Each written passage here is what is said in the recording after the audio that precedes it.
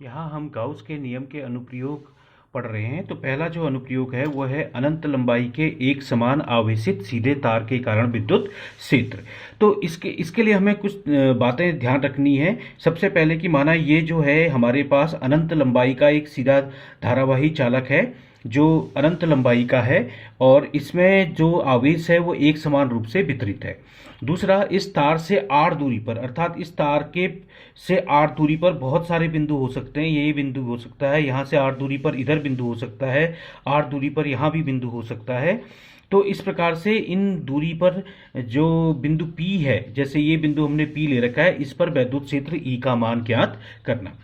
Gauss के नियम का अनुप्रयोग जब हम कर रहे हैं तो उसके लिए हमारे पास एक बंद पृष्ठ होना आवश्यक है। तो बंद पृष्ठ किस प्रकार से है, हम इससे इस तार से आर दूरी पर स्थित जितने भी बिंदु हैं उन बिंदुओं का अगर एक बिंदु पथ बनाएं तो वह बिंदु पथ के एक बेलन की रचना करता है। कैसे एक बेलन की रचना करता है, इसको हम इस प्रकार से देख सकते हैं कि जैसे ये एक तार है जो इसके केंद्र से तार है जो केंद्र से होके जा रहा है और इस तार से समान दूरी पर प्रत्येक बिंदु समान दूरी पर है। तो समान दूरी पर स्थित आप देख सकते हैं कि सभी बिंदु इस तार से समान दूरी पर होंगे। तो ये जो होगा एक बेलन की तरह का एक स्ट्रक्चर होगा। इसको आप ऐसे भी देख सकते हैं। इसको अगर हम घुमाएंगे तो घुमाने पर इसका जो वक्र पृष्ठ है, जो आपको सफेद दिख रहा है वक्र पृष्ठ, ये एक समान रूप से ही वितरित रहता है, अर्थात इसका प्रत्येक बिंदु समान दूरी पर रहता है। जैसे हम यहाँ पर देख सकते हैं कि ये एक तार है, इस तार से समान दूरी पर बहुत सारे बिंदु हैं। ये बिंदु एक बेलन की संरचना बनाते हैं, जैसा कि अभी हमने बेलन को देखा था। अब यहाँ ये देखना आवश्यक है कि मान लीजिए इस बेलन की जो ऊंचाई है या जो लंबाई है वो L है, तो हम देख सकते हैं कि इस बेलन के अंदर जो तार होगा उस तार की लंबाई भी L होगी। और यदि इसके एकांक लंबाई में आवेश का मान, जिसे हम रेखीय आवेश घनत्व कहते हैं, वो हमें मालूम है, तो गाउस पृष्ठ के अंदर कुल आवेश Q बराबर हो जाएगा इस तार की लंबाई L इंटू एकांक लंबाई पर आवेश जिसका मान लैम्डा है। तो कुल आवेश इस बंद सतह के अंदर हो जाएगा L इंटू लैम्डा। अब ये जो बंद पृष्ठ है, इस बंद पृष्ठ के तीन भाग होते हैं। कौन कौन से तीन भाग होते हैं इस बंद पृष्ठ के? जैसे हम एक ये बेलन को देख ले रहे हैं, एक बेलन की तरह की संरचना है। तो एक तो ऊपरी ढक्कन है, इस ऊपरी ढक्कन को हम हटा दें तो हमारे पास ये इस प्रकार से एक वक्र पृष्ठ प्राप्त होगा और इसका एक निचला ढक्कन भी प्राप्त होगा।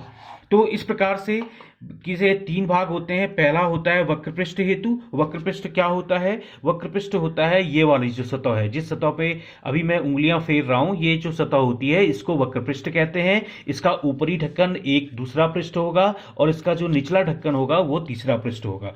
तो प्रत्येक पृष्ठ पर स्थित बिंदु हेतु तार की दूरी r है। जैसा कि हम पहले भी देख रहे हैं कि यदि उसके केंद्र से यह L लंबाई का तार होके जाता है, तो L लंबाई का तार यदि उसके केंद्र से होकर जा रहा है तो प्रत्येक बिंदु, इस पृष्ठ पर स्थित प्रत्येक बिंदु इस तार से r दूरी पर होगा। इसलिए प्रत्येक बिंदु पर आप देख सकते हैं ds और E, इनके बीच का जो कोण है, जैसे आप ये देख रहे हैं ये E है और ये ds है, दोनों समानांतर हैं। यहाँ पर r दूरी पर अगर हम एक दूसरी सतह लें तो यहाँ पर ds और E एक दूसरे के समानांतर हैं। इस बिंदु पर भी देख सकते हैं ds और E एक दूसरे के समानांतर है। उसी प्रकार से यहाँ पर भी E और ds एक दूसरे के समानांतर है।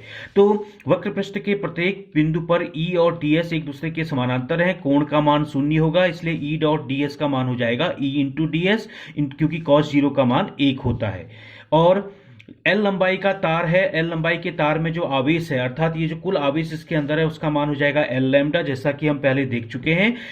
अब इन सारे ds को, अगर हम बहुत सारे ds इस प्रकार से इस सतह पर बनाएं और इन सारे ds के टुकड़ों को जोड़ते जाएं तो हमें जो बेलन है उसका वक्रपृष्ठ ज्ञात होगा। उस बेलन का वक्रपृष्ठ जिसकी त्रिज्या r है और जिसकी लंबाई l है, उसके वक्रपृष्ठ का फॉर्मूला हो जाता है 2 पाई r इंटू l। तो यहां पर हम देख रहे हैं जो फ्लक्स का मान है वक्रपृष्ठ से, उसका मान है E इंटू ds।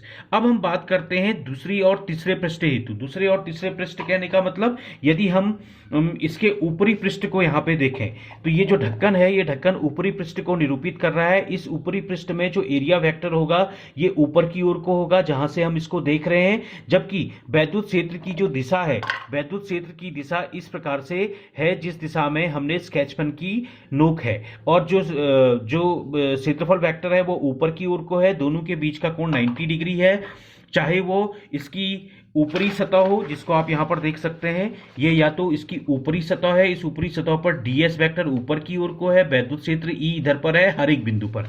इसी प्रकार से जो तीसरी सतह है, ये तीसरी सतह भी एक ढक्कन की तरह है, इसमें जो ds वेक्टर है वो नीचे की ओर को है और E बाहर की ओर को है, तो इनके बीच का कोण हर जगह पे 90 डिग्री होगा, जिसके कारण E perpendicular to ds, theta का कोण 90 degree into E into ds का मान हो जाएगा E ds cos 90 यानी 0। अतः सतह या पृष्ठ सेकेंड और थर्ड को लेने की आवश्यकता नहीं है क्योंकि इसके द्वारा फ्लक्स का मान 0 है। अब हम जानते हैं गाउस के नियम से कुल फ्लक्स फाई बराबर समेशन यानी जोड़ इस डी फाई का, सारे जो छोटे छोटे फ्लक्स हैं उन सबको अगर जोड़ेंगे तो ये हो जाएगा summation E dot D S बराबर उसके अंदर कुल आवेश, बंद सतह के अंदर कुल आवेश Q अपॉन एप्सिलॉन नॉट। अब यहां पर हम देखते हैं अगर हम summation E into D S करते हैं तो इसके तीन भाग होते हैं, summation E into D S वक्रपृष्ठ 1 से into summation E into D S second और थर्ड से, और हम पहले ही पढ़ चुके हैं कि 1 से जो मान है उसका मान आएगा E इंटू डी एस, और 2 और 3 से जो आएगा उसका मान होगा 0। तो हम इसको इस प्रकार से लिख सकते हैं summation E into D S पहले वाले वक्रपृष्ठ से प्लस 0 दूसरे और तीसरे वाले से, तो ये हो जाएगा केवल और केवल वक्रपृष्ठ का कुल E इंटू डी एस। तो यहां पर हमने इस पूरे समाकलन E इंटू डी एस को लिख लिया E इंटू डी एस वक्रपृष्ठ केवल, क्योंकि अन्य दो से 0 है, बराबर Q upon epsilon not, E का मान नियत है इसलिए समेशन ds वक्रपृष्ठ का बराबर Q अपॉन एप्सिलॉन नॉट, और Q का मान कितना है लैम्डा इंटू एल, जो कि हम पहले निकाल चुके हैं। अब यहां पर देखने वाली बात यह है कि जो वक्रपृष्ठ का कुल क्षेत्रफल होता है, वक्रपृष्ठ का कुल क्षेत्रफल होता है 2 पाई r इंटू एल, ये आप पहले भी पढ़ चुके हैं गणित में। तो इस प्रकार से हम देख सकते हैं, तो E इंटू समाकलन ds बराबर हो जाएगा 2 पाई आर एल बराबर Q अपॉन एप्सिलॉन नॉट या lambda L upon epsilon not. जब हम इसको सरल करते हैं तो सरल करने पर L से L कटता है और इस प्रकार से किसी भी बिंदु पर E का मान हो जाता है lambda upon 2 epsilon not into r। अर्थात किसी भी बिंदु पर इस तार से कोई भी बिंदु, जो अगर हम इसको इस प्रकार से दिखाएं कि इस तार से कोई भी ये तार है जिसमें धन आवेश है या ऋण आवेश है, इससे r दूरी पर स्थित किसी भी बिंदु पर E का मान हो जाएगा lambda upon 2 pi epsilon not r, जहां पर r ये दूरी है।